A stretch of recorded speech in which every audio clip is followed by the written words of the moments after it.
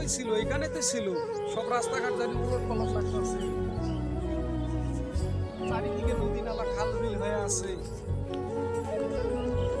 আল্লাহ, বিদেশে ছিলাম, অনেক ভালোই ছিলাম, দেশের বাড়ি খুঁজে পাই না। এই জায়গায় তো বাসা ছিল, ওই যে পোস্টা বাড়ি ঠিকই আছে, ওই যে বাড়ি ঘর ঠিক আছে, আমাকে বাড়িতে এই জায়গায় ছিল। বাড়িটা গেল কোথায়?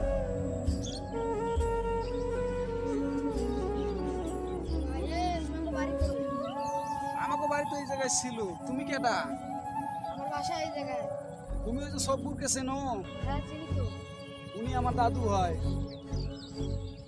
ওনারা কোথায় থাকে এখন? ওরা তো 2017 সালের বন্যাতে ভাসে গেছে।